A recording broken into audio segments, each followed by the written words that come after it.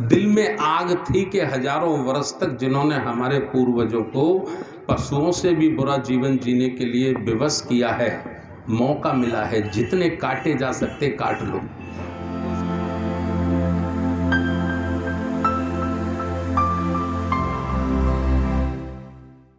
वर्तमान में कुछ बड़ी बड़ी ताकतें एक नारा बुलंद कर रही हैं पूरे देश में, और वो नारा बुलंद कर रही हैं हिंदू राष्ट्र, हिंदू राष्ट्र। उनके जितने कथावाचक हैं, जितनी कथावाचिकाएं हैं, जितने भी उनके शंकराचार्य हैं, साधु हैं, संत हैं, वो लाखों लाखों की भीड़ इकट्ठा करके सिर्फ उनके दिमाग में एक चीज़ डाल रहे हैं कि ये हिंदुस्तान है, और हिंदुस्तान है तो हिंदू राष्ट्र क्यों नहीं होना चाहिए। और वो लाखों लाखों की जो भीड़ इकट्ठा होती है वो कोई दूसरी भीड़ नहीं है, वो SC ST OBC के लोग हैं। उन विचारों को ये नहीं मालूम कि हिंदू राष्ट्र उनकी जान के लिए कितना खतरनाक है, उनके जीवन के लिए कितना खतरनाक है। उन विचारों को ये बात ही मालूम नहीं।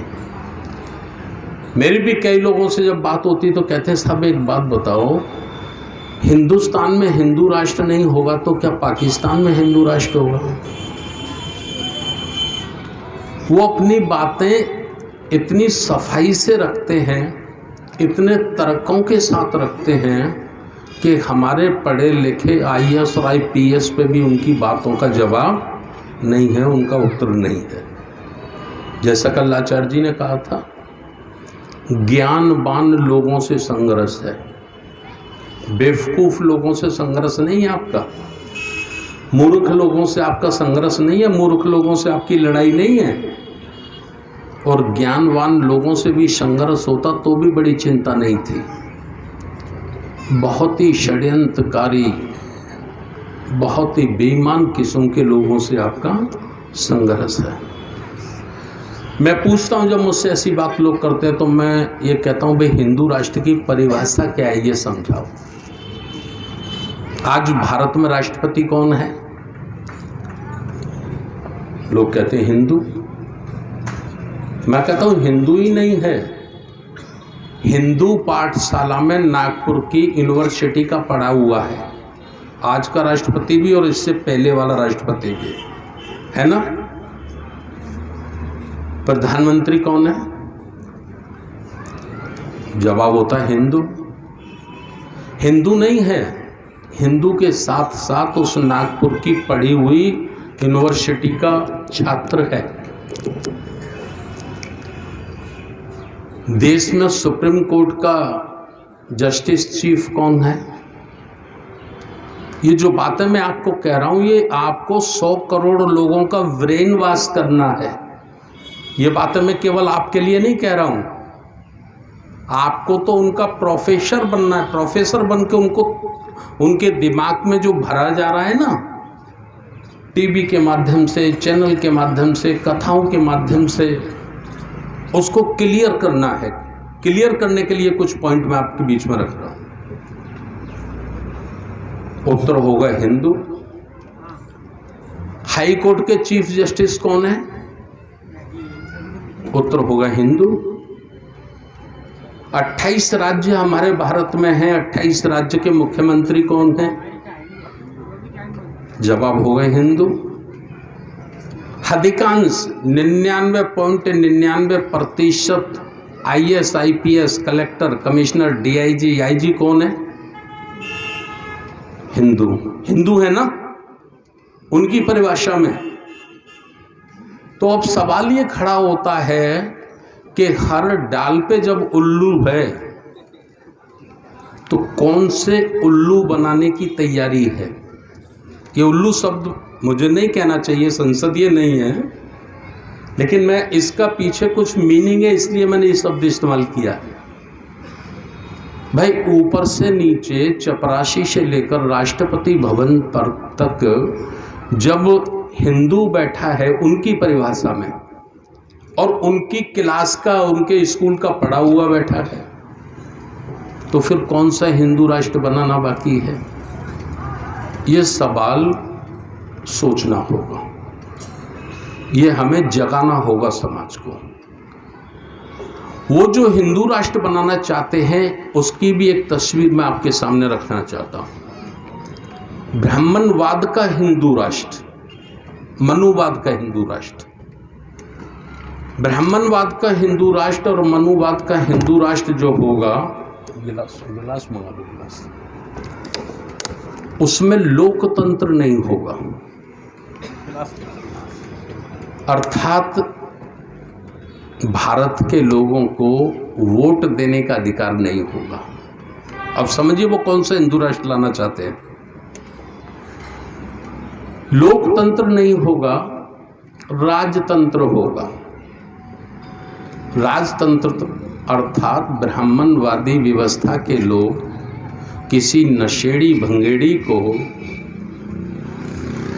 राजगद्दी पे बिठाल के उसका राज तिलक कर देंगे। समझ रहे हैं ना आप लोग? और वो नशेड़ी भंगेड़ी वो अपने ऐश और अय्यासी में मस्त रहेगा, उसे कुछ नहीं पता राज में क्या होना है। पर्दे के पीछे से मनुवादी व्यवस्था के पोषक, उन्हें ब्राह्मणवादी संस्कृति का निर्माण करने की सोच रखने वाले लोग शासन और प्रशासन पे कंट्रोल करेंगे। और उसकी विशेषता क्या होगी? फिर नाई का बेटा हजामत बनाएगा, कलेक्टर नहीं बन सकता। कलेक्टर तो छोड़ो, चपरासी भी नहीं बन सकता, थानेदार भी नहीं बन सकता। प्रजापति का बेटा, कुमार का बेटा मटके बनाएगा, कुल्लड़ बनाएगा। कलेक्टर बनने का, डॉक्टर बनने का, वकील बनने का, इंजीनियर बनने का उसको कानूनन अधिकार नहीं होगा। इसी तरह से जाटों का बेटा, महार का बेटा, जो जिस जाति में जन्मा है वह उसी जाति का काम करेगा। यही हिंदू राष्ट्र की परिभाषा है। क्या स्वीकार है आपको?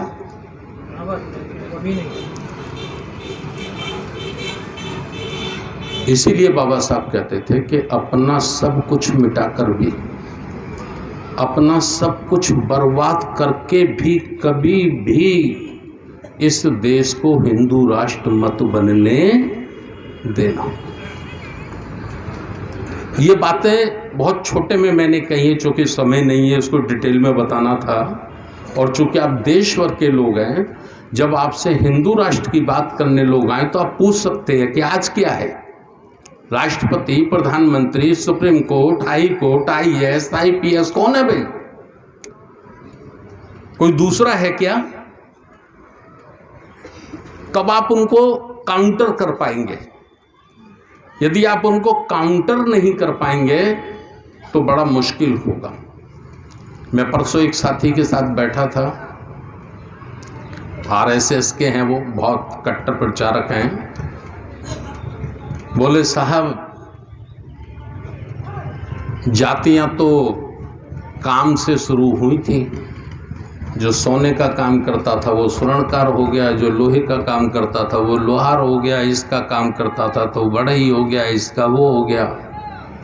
जब मुगलों की शासन आया, मुगलों की सरकार आई, तो मुसलमानों ने उसको हमारे हिंदुओं पे थोप दिया और अंग्रेजों ने उसको और आगे बढ़ा दिया। तो मैंने उनको कहा कि देखो, आप जिस आदमी से बात कर रहे हैं वो आदमी ये सब जानता है।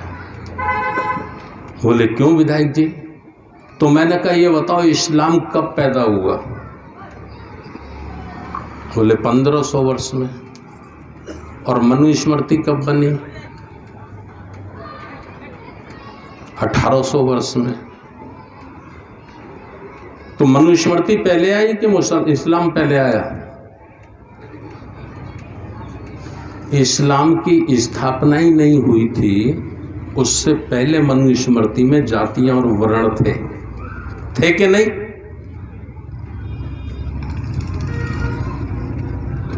अंग्रेजों ने बोले, अंग्रेजों ने साहब बहुत गड़बड़ की, शिक्षा का सत्यानाश कर दिया अंग्रेजों ने। मैंने कहा गड़बड़ तो की उन्होंने। जिन लोगों को आप पढ़ने का अधिकार नहीं देते थे, मनुस्मृति जैसा काला कानून बना के, अंग्रेज ने उसको स्वीकार नहीं किया और उसने अपने शासन में हजारों वर्षों से जो उपेक्षित लोग थे उनको भी पढ़ने का मौका दिया, और वो पढ़ लिख गए। ये दुख नहीं है, मैंने उनको कहा दुख यह है कि आपकी बात को समझ जाते हैं और उसका उत्तर देने की क्षमता उनके अंदर पैदा हो जाती है। ये सबसे बड़ा दुख है। ये कुछ बातें मैंने इसलिए कही है कि 2023 देश में एक बहुत बड़ा निर्णय होना है। क्या निर्णय होना है? 2025 में आरएसएस के 100 वर्ष होने वाले हैं। अम्बेडकरवादियों को गलतफहमी में नहीं रहना चाहिए। दूसरे लोग रहें तो अभी कोई बात नहीं, लेकिन अम्बेडकरवादियों को गलतफहमी में नहीं रहना चाहिए।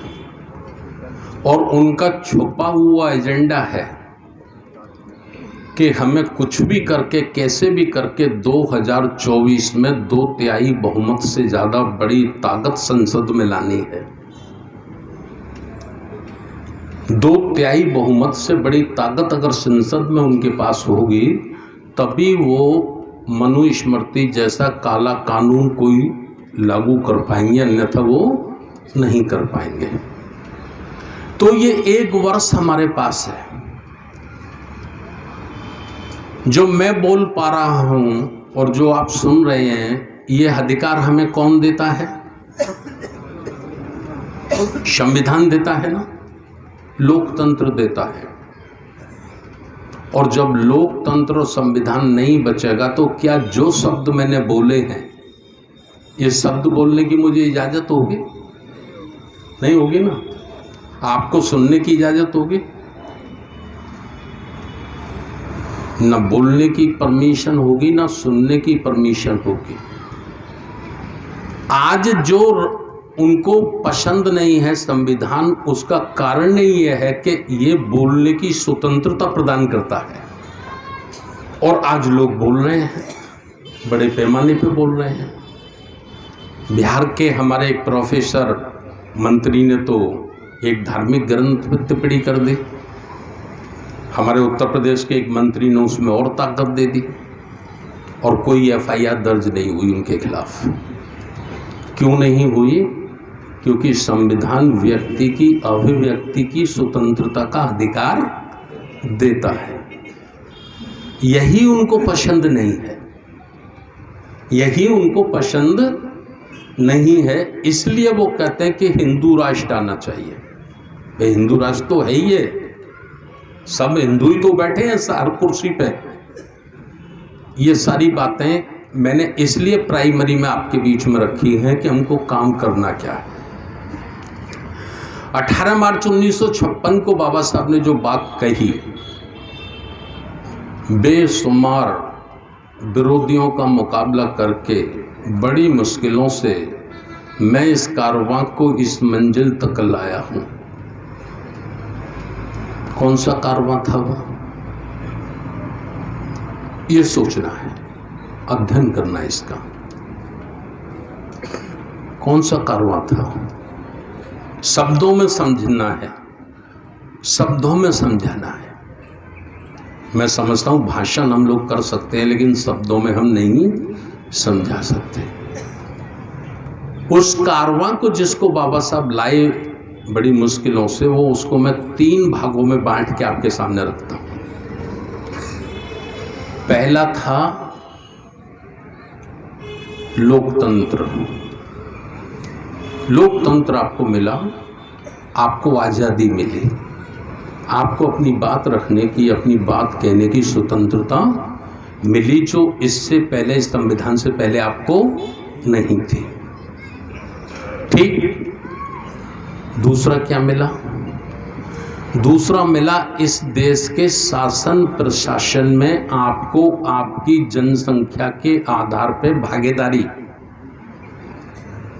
जिसको रिजर्वेशन कहकर बदनाम किया जाता है। देश का सारा मीडिया, सारा टेलीविज़न, सारा रेडियो रिजर्वेशन आरक्षण, रिजर्वेशन आरक्षण। ना तो ये रिजर्वेशन है ना ये आरक्षण है, ये क्या है? ये भागीदारी है, हिस्सेदारी है, प्रतिनिधित्व है। ठीक, अब चूंकि मीडिया 100% उनके पोजीशन में है, उनका है, तो वो अपनी बात को रखने के लिए अपनी तरह से उसको बदनाम करते हैं। अभी वो कहें कि भाई यह भागीदारी ख़त्म करो, शेड्यूल कास्ट की भागीदारी ख़त्म करो, ओबीसी की भागीदारी ख़त्म करो, शेड्यूल ट्राइब की भागीदारी ख़त्म करो, तो ये बात बहुत जल्दी आपकी समझ में आ जाएगी ना। तो आप मुंह तोड़ उनको जवाब दे देंगे।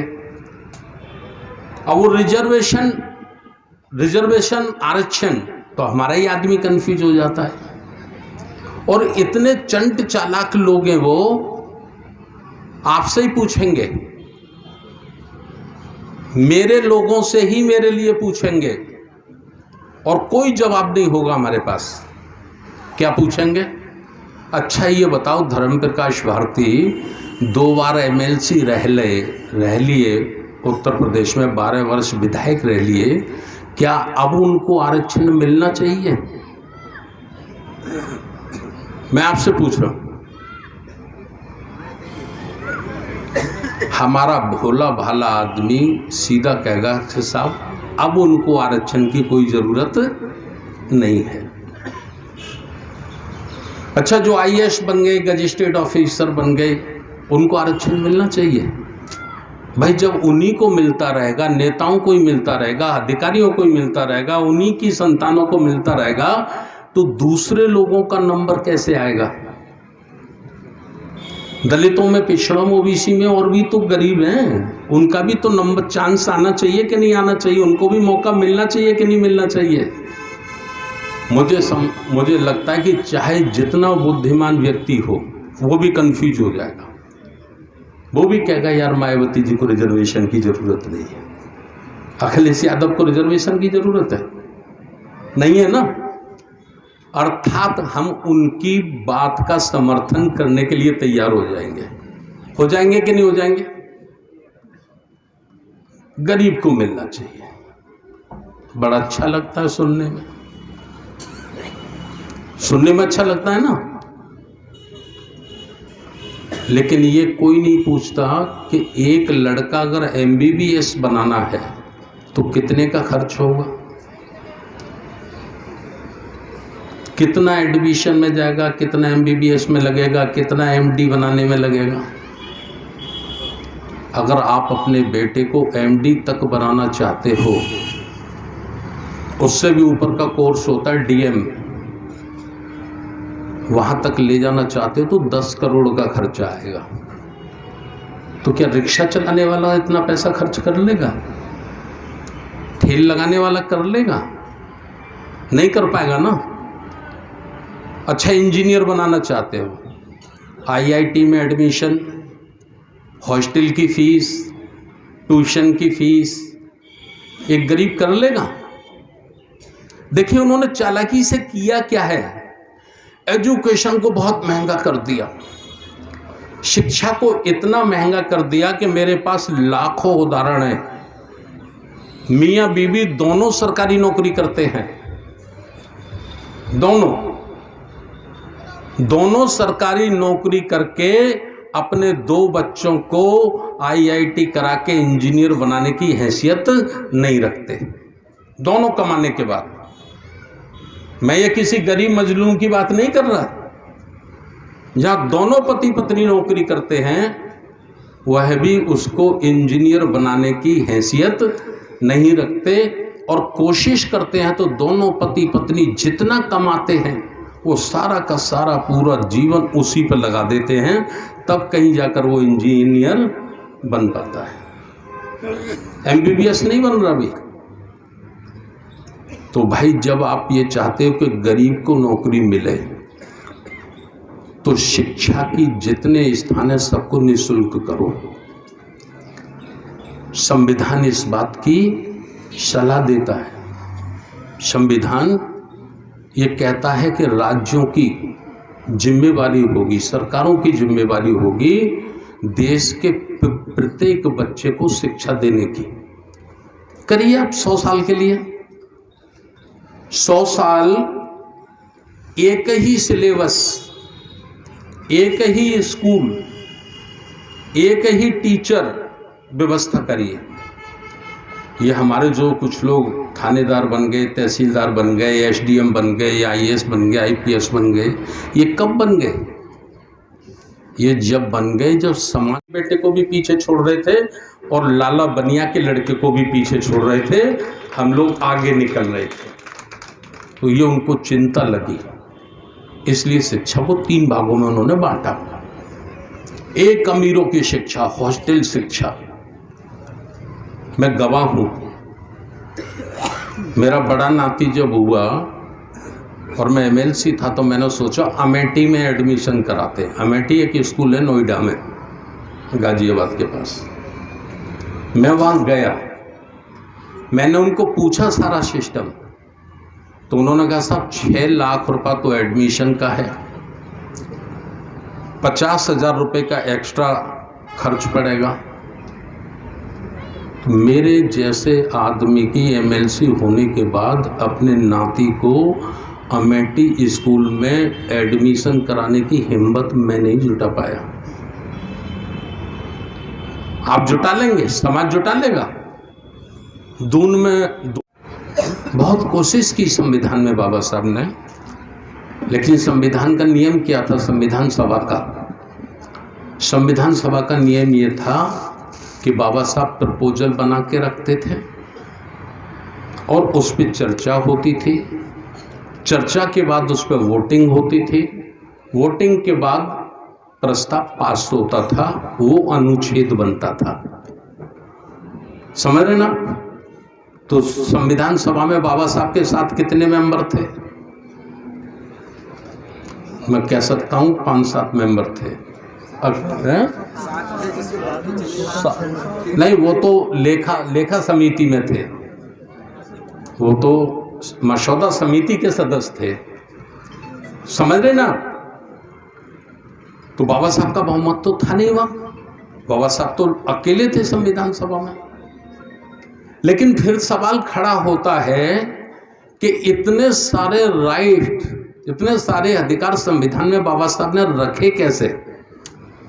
तो वो उन्होंने अपनी बुद्धि के आधार पर, कल जैसा आचार्य जी ने कहा ना कि बाबा साहब कहते थे कि ये लोग मुझसे इसलिए नहीं डरते कि मेरे पास डिग्रियां बहुत हैं, ये मुझसे इसलिए डरते हैं कि मेरा जीवन, मेरा चरित्र नैतिक है, इनमें आंखें मिलाने की हिम्मत नहीं है मुझसे। समझ रहे हैं ना? तब ये सब कुछ हुआ। तो ये सब धीरे धीरे करके खत्म किया जा रहा है। ये बातें मैंने रखी, शॉर्ट कर रहा हूं मैं, समय ज़्यादा हो गया है। हमको करना क्या है? जैसे मैंने कल आपको अनौपचारिक चर्चा में बताया था कि सेना वही जीतती है जिसके पास 2 शक्तियां हों। एक तो तजुर्बा, अनुभव, और दूसरा हौसला। अनुभव हो, तजुर्बा हो, ज्ञान हो, और दूसरा हौसला हो। हमारे 500 जो दलित सैनिक थे, कोरेगांव की जो घटना है, तो 28,000 सैनिकों को उन्होंने किस ताकत से पराजित किया था? 2 ही ताकत थी उनके पास। एक उनको अनुभव था सैनिक युद्ध का, और दूसरा उनका हौसला था। दिल में आग थी कि हजारों वर्ष तक जिन्होंने हमारे पूर्वजों को पशुओं से भी बुरा जीवन जीने के लिए विवश किया है, मौका मिला है, जितने काटे जा सकते काट लो। क्यों साहब? यही था ना? 31 दिसंबर 1817 को दिन में ये युद्ध शुरू हुआ, दिन भर हुआ, पूरी रात भर हुआ, और 1 जनवरी 1818 के दोपहर होते होते 28,000 सैनिक कत्ल कर दिए गए पेशवाओं के, ब्राह्मणों के। मैं ये बात इसलिए कोट कर रहा हूं कि जब तक इस किस्म की तैयारी, हमारा इरादा किसी को कत्ल करने का नहीं है, लेकिन हमारा इरादा हमारे अधिकारों को बचाने का तो है। अगर हमारे अधिकारों को ख़त्म करने के लिए कोई आवाज़ लगाएगा कि मैं इस संविधान को नहीं मानता हूं, तो हम भी उसको इस देश का नागरिक नहीं मानते हैं। वो इस देश में नहीं रह सकता। या तो उसकी नागरिकता ख़त्म करो, उसको बॉर्डर पार करो, वरना उसको फांसी के फंदे पे लटकाने का काम करो। मैं दुनिया के लोगों से पूछता हूं, क्या जो जिस देश में रहता है वो कह सकता है, एलानिया कह सकता है कि मैं इस देश का संविधान नहीं मानता? है हिम्मत? और अगर कह दिया तो क्या उस देश में रह सकता है? वो नहीं रह सकता ना। तो ये भारत में क्यों है? मीडिया भी छाप देता है, टीवी टेलीविज़न पे भी हम सुनते हैं, हजारों वीडियो हम लोगों के सुनते हैं कि संविधान हमको चाहिए नहीं, हम इसको मानते नहीं। भाई, जो संविधान को नहीं मानेगा वो भारत में कैसे रह सकेगा? ये ताकत DSS को, राष्ट्रीय बौद्ध महासभा को भारत में पैदा करनी है। कुछ लोग 5 बजे की ट्रेन है तो खाने की बोलने चालू नहीं रुके। हमारे कुछ लोग कहते हैं कि साहब ये काम तो नेताओं को करना चाहिए, इनको करना चाहिए, उनको करना चाहिए, जो बहुजन के नेता हैं। मैं कहता हूं करना चाहिए, मैं भी इस बात का समर्थन करता हूं। और यदि वो किसी मजबूरी के कारण नहीं कर पा रहे हैं तो उनकी मजबूरी हो सकती है, समाज की कोई मजबूरी नहीं है। या तो समाज ऐसे नेताओं को मजबूर कर देगा आंदोलन की लड़ाई लड़ने के लिए, नहीं तो उनको रिजेक्ट कर देगा। ये ताकत समाज के अंदर होनी चाहिए। कल हमारे आचार्य जी ने कहा, सत्ता पर प्रभारी नियंत्रण। आप लोगों ने सुना भी होगा, लिखा भी होगा। हम राष्ट्रीय बौद्ध महासभा के माध्यम से पूरे देश भर में सत्ता पर प्रभावी नियंत्रण कायम करना चाहते हैं। हम नहीं MLA MP बनना चाहते। राष्ट्रीय बौद्ध महासभा से जितने साथी जुड़ते हैं, मैं उनको कहता हूं, कभी गांव का प्रधान बनने का भी सपना मत देखना, सभासद बनने का भी सपना मत देखना, और विधायक सांसद तो सोचना ही मत। क्योंकि जो खुद बनते हैं वो परिवर्तन नहीं करते, परिवर्तन वही करते हैं जो खुद बनने की तमन्ना नहीं रखते। क्योंकि जब MLA बनने की आप तमन्ना अपने अंदर पैदा कर लोगे तो आपका कोई सिद्धांत, कोई जमीर, कोई उद्देश्य आपका बचा नहीं। आपका उद्देश्य बचा है केवल MLA बनना। तो MLA बनने का उद्देश्य बचा है तो आप किसी भी विचारधारा के लोगों के चरण छुओगे, चरणदास बनोगे, तभी टिकट मिलेगा, वरना आपको टिकट मिलने वाला नहीं है। बाबा साहब के कई कार्यक्रम आगरा में होते हैं। हमारे बहुत सारे लोगों को हमारे आयोजक लोग बुला लेते हैं। मैं उनसे एक ही बात कहता हूं, भाई 2 काम एक साथ नहीं चल सकते। वो लोग मुझसे कहते साहब कौन से 2 काम?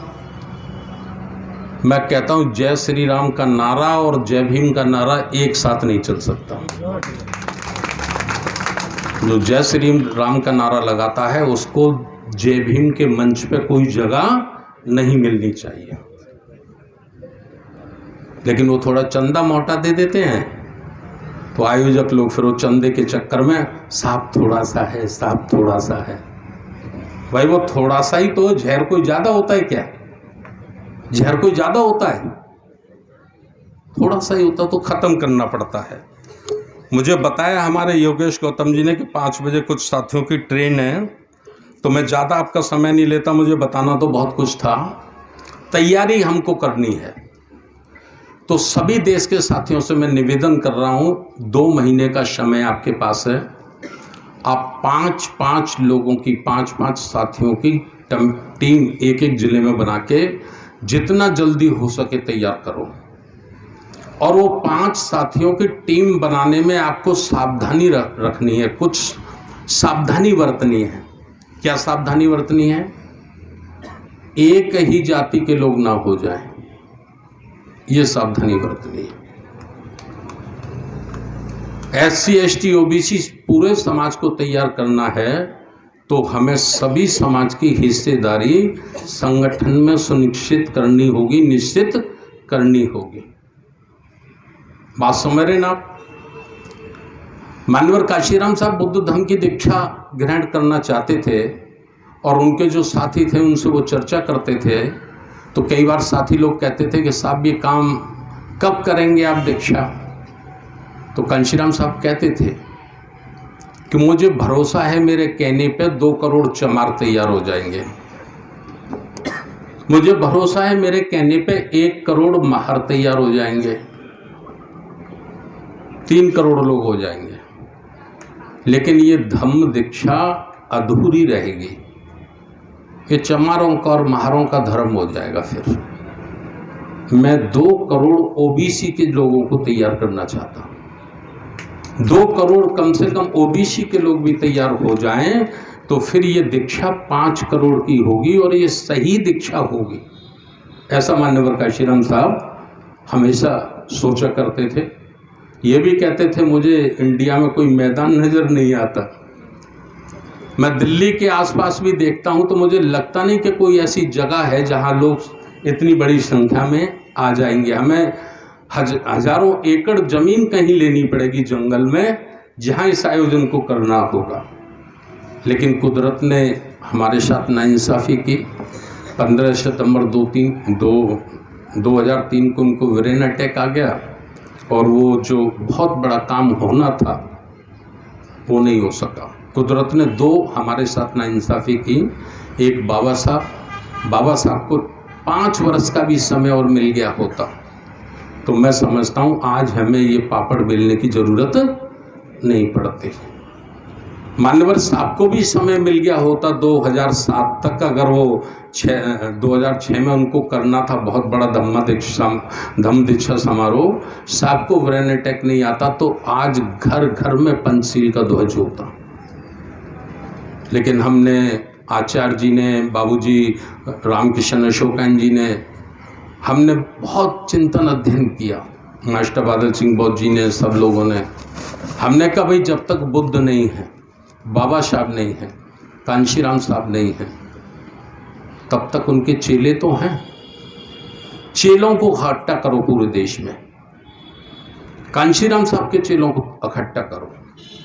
मान्यवर कांशीराम साहब ने तराश के बहुत हीरे पैदा किए हैं पूरे देश में, उन हीरों को इकट्ठा करो।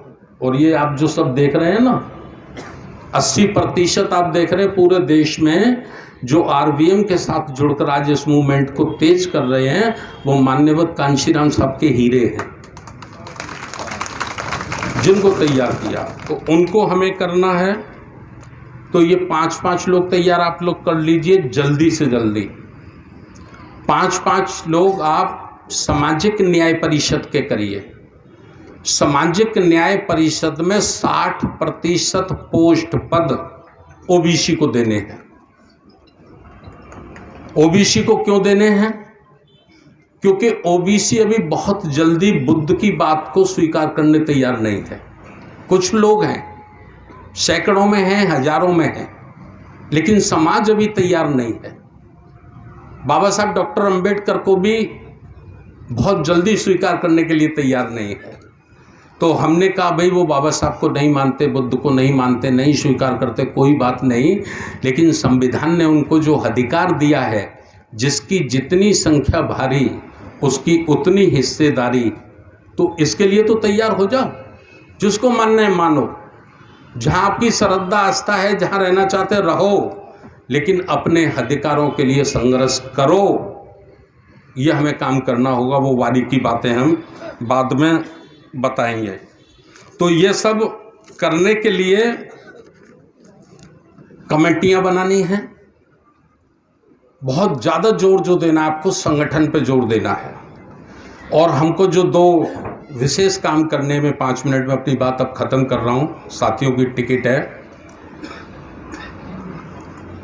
हमारा 16वां राष्ट्रीय अधिवेशन अगली बार जो होने के लिए जा रहा है 12 अक्टूबर से 12, 13, 14 अक्टूबर रहेगा। साथियों की राय रहेगी तो उसमें 2 दिन और बढ़ा सकते हैं हम लोग, 5 दिन का कर लेंगे। हम लोग चाहेंगे 2 दिन का आदरणीय आचार्य जी इंजीनियर किशोर बौद्ध साहब का कैडर हो जाए और 3 दिन में फिर हम लोग दूसरी चर्चा कर लेंगे। तो वो जम्मू कश्मीर में होगा इस बार, और जम्मू कश्मीर में जो वो होगा उसमें पूरे देश भर से केवल 200 लोग भाग लेंगे, पूरे देश भर से 200 लोग। वो भीड़ का नहीं होगा। और उसमें हमें करना क्या है, हमारे विषय क्या होंगे? हमारा सबसे पहला विषय होगा राष्ट्रीय बौद्ध महासभा का संविधान तैयार करना। देखिए, आंदोलन व्यक्ति तक नहीं रहना चाहिए। अगर कोई आंदोलन किसी व्यक्ति तक सीमित है तो व्यक्ति को तो एक दिन जाना है, उसकी मृत्यु होनी है। जब उसकी मृत्यु हो जाएगी तो आंदोलन भटक जाता है। आप उठाकर देख लीजिए पूरा इतिहास महापुरुषों का। तो हम उसको लिपिबद्ध करके लिखित में एक ऐसा संविधान बनाना चाहते हैं जो हजारों वर्ष तक इस देश में धम्म की नीति को प्रभावित करे, उसको गाइडलाइन करे। जैसे मैं एक उदाहरण से समझाता हूँ। जब पंडित जवाहरलाल नेहरू प्रधानमंत्री थे तो लोग कहते थे पंडित जी नहीं रहेंगे तो देश कौन संभालेगा। पंडित जी तो नहीं रहे, देश तो संभाला ना। फिर लोग कहते थे इंदिरा जी नहीं रहेंगी तो देश कौन संभालेगा। इंदिरा जी तो नहीं रही, राजीव गांधी आ गए। उनको ये भी पता नहीं था कि लाल मिर्च कौन सी होती है और हरी मिर्च कौन सी होती है। सही है ना? स्वतंत्रता दिवस कौन सा है और गणतंत्र दिवस कौन सा, ये भी राजीव गांधी को नहीं मालूम था। लेकिन वो भी देश के प्रधानमंत्री रहे, देश को चलाया। तो किसने चलाया देश को? इंदिरा गांधी ने, राजीव गांधी ने, या पंडित जवाहरलाल नेहरू ने? संविधान ने चलाया। और आज ऐसे लोग आ गए हैं, जिनको संविधान फूंकती आंख भी पसंद नहीं है, लेकिन मजबूरी है, कहीं ना कहीं उन्हें संविधान की बात करनी ही पड़ती है। तो ऐसा एक लिखित दस्तावेज, देखिए किसी संगठन को बनाना इतना मुश्किल काम नहीं है, मुश्किल तो वो भी है, लेकिन बनाना इतना बड़ा मुश्किल नहीं है। उससे भी ज़्यादा बड़ा मुश्किल काम है उसको बचाए रखना। बचाना बहुत मुश्किल काम है। जैसे जैसे आरवीएम का कारवां बढ़ता जाएगा, राष्ट्रीय बौद्ध महासभा की ताकत बढ़ती जाएगी, वैसे वैसे हमारा दुश्मन हमें तोड़ने की कोशिश करने लग जाएगा। दाम साम दंड भेद का इस्तेमाल करके वो हमको छिन्न भिन्न करेगा, खत्म करेगा। यही तो उसकी ताकत है। भाई से भाई को लड़ाना, समाज को समाज से लड़ाना, तभी तो वो राज करता है। तो दुश्मन की कोई भी चालाकी, दुश्मन की कोई भी रणनीति कामयाब नहीं होनी चाहिए। ऐसा एक लिखित संविधान राष्ट्रीय बौद्ध महासभा का हमको बनाना है। लोकतंत्र की शब्द भाषण देते हैं। कल हमारे आचार्य जी ने आपको बताया कि जो लोकतंत्र की भाषण देते हैं, क्या उनके संगठन में लोकतंत्र है? बड़ा सवाल है। इसीलिए जब तक व्यक्ति रहता है संगठन रहता है, व्यक्ति नहीं रहता संगठन नहीं रहता, खत्म हो जाता है आंदोलन। तो उसके लिए हमने ये तय किया है कि पूरे भारतवर्ष से हम 100 से लेकर 125 लोग पूरे भारतवर्ष से 100 से लेकर 125 लोग हम पार्लियामेंट बोर्ड का गठन करेंगे और राष्ट्रीय बौद्ध महासभा एक ट्रस्ट के रूप में रजिस्टर्ड है। तो वो 125 लोग या 100 लोग जो भी तय होंगे वो उसके मेंबर हो जाएंगे, सदस्य हो जाएंगे, वो उसके बाकायदा लिखा पढ़ी में सदस्य हो जाएंगे। ठीक है ना। फिर जो भी रणनीति तय करनी है, जो भी हमको तैयारी करनी है, तो एक व्यक्ति को निर्णय लेने का अधिकार नहीं होगा, क्योंकि एक व्यक्ति कभी भी खरीदा जा सकता है, एक व्यक्ति कभी भी डराया धमकाया जा सकता है। सारा का सारा समाज ना कभी खरीदा जा सकता है और ना कभी डराया धमकाया जा सकता है।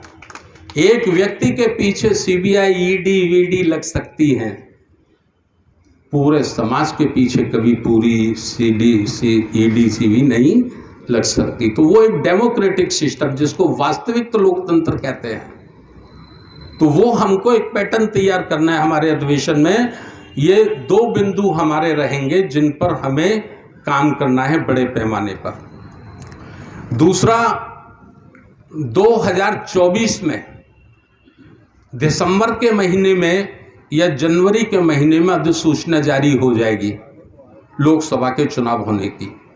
ठीक है, चूंकि मई से पहले अप्रैल में उनको चुनाव संपन्न कराने हैं, है ना। कई वीडियो मैंने सुने हैं, आपने भी सुने होंगे कि 2024 का चुनाव अंतिम चुनाव हो सकता है। सुना है आपने? अंतिम चुनाव हो सकता है। अंतिम चुनाव हो सकता है कि मतलब लोकतंत्र खत्म, इसका यही मतलब हुआ ना। तो हमें लोकतंत्र की रक्षा करनी है, यही बुद्ध का धम्म है। लोकतंत्र का मतलब प्रत्येक व्यक्ति के अधिकारों की रक्षा करनी है। तो 26 नवंबर रविवार का दिन है। हम चाहते हैं पूरे देश भर से कम से कम 5, 7, 8 लाख लोगों को इकट्ठा किया जाए। 5, 7, 8 लाख लोगों को इकट्ठा किया जाए और सामूहिक रूप से हम संविधान का वाचन करेंगे और उस दिन कसम खाएंगे, सारे लोग संविधान की कसम खाएंगे कि जो व्यक्ति, जो संगठन संविधान के खिलाफ बोलेगा उसको मिट्टी में मिलाने का काम करेंगे, उसको हम कामयाब नहीं होने देंगे। ये करना होगा। लोकतंत्र में आपकी तोप काम नहीं आएगी, बंदूक काम में नहीं आएगी। लोकतंत्र में अगर कोई काम आएगा तो वो आपकी जनशक्ति काम में आएगी। और इस किस्म के लाखों हैंडबिल छपा के, कम से कम 20 लाख हैंडबिल छपा के गांव-गांव में, भारत के शहर में, मोहल्ले में, कोने कोने में पहुंचना चाहिए कि जो भी संविधान की तरफ उंगली उठाएगा हम उसका हाथ काट देंगे। ये भाव, ये ताकत अगर आपने नहीं दिखाई तो बहुत कुछ लुट गया है और बहुत कुछ लुटने वाला है। मुझे जो नजर आ रहा है, मेरी जो दृष्टि काम कर रही है, मेरी जो बुद्धि काम कर रही है, वो मुझे ये एहसास कराती है। एक साधु का वीडियो चल रहा था, मैंने उसको सुना, आप लोगों ने भी सुना होगा। वो कह रहा था, हिंदुओं जागृत हो जाओ, अपने घर में तलवार रख लो, छुरी रख लो, लाठियां रख लो, फरसे रख लो। एक दिन नरेंद्र मोदी आएंगे और जैसे उन्होंने नोटबंदी का ऐलान किया था रात को 8 बजे 16 नवंबर को, वो ऐसे ही संविधान को डिसॉल्व कर देंगे, ख़त्म कर देंगे और हिंदू विरोधी ताकतें आपके ऊपर आक्रमण करेंगी, आपके साथ वो कत्लेआम करेंगी। तो उनसे बदला लेने के लिए, उनसे मुकाबला करने के लिए घर घर में हथियार रख लो। ये वीडियो मैंने सुना, आप लोगों ने भी सुना होगा, एक बाबा जी का था। समझ रहे आप लोग? बड़ी बात कह रहा हूं मैं। इसका मतलब तैयारी चल रही है, ये कोई अपवाद नहीं है, ये प्लानिंग का भाग है, प्लानिंग का हिस्सा है। तो संविधान हमको भी सेल्फ डिफेंस का अधिकार देता है, स्वयं की रक्षा करने का अधिकार संविधान हमको देता है। तो हम स्वयं की भी रक्षा करेंगे और देश की भी रक्षा करेंगे। हमारे घर भी खाली नहीं रहने चाहिए, ये हमको तैयारी करनी है। बात समझ रहे हैं ना मेरी? संविधान में रहते हुए संविधान के अंतर्गत जो अधिकार हमको हैं, हमें देश की रक्षा करने का अधिकार नहीं देता संविधान। तो जो देश के लोकतंत्र को खत्म करने की बात कहते हैं, उनको सबक सिखाना हमारी जिम्मेवारी नहीं है। हमें हमारी आत्मरक्षा करने का, हमारी स्वयं की रक्षा करने का अधिकार नहीं देता संविधान, हमें देता है ना। तो ठीक है, फिर हमको भी तैयारी रखनी चाहिए। माननीय काशीराम साहब तो बड़ा ओपन कहते थे, हम बोर्ड से व्यवस्था बदलेंगे, कहते थे कांशीराम साहब, आपने सुना होगा। लेकिन तैयारी बुलेट की भी रखेंगे। कांशीराम साहब कहते थे कि नहीं साहब? हम वोट से परिवर्तन लाएंगे, लेकिन जब वोट से परिवर्तन लाने में कोई हमें रोकेगा तो बुलेट की भी तैयारी हम रखेंगे। मैं समझता हूं बाबा साहब डॉक्टर अंबेडकर की इस पावन धरती से, उनके पावन स्मृति में हम ये संकल्प आज अपने मन में लेके जाएं कि हमारा अब ये जो जीवन है, ये इस देश की रक्षा के लिए है, लोकतंत्र की रक्षा के लिए है, संविधान की रक्षा के लिए है, और पुनः भारत को अशोक सम्राट के सपनों का भारत निर्माण करना है, स्थापित करना है। इसके लिए हमारा जीवन है। बहुत बहुत धन्यवाद। नमो बुद्धाय। जय भीम।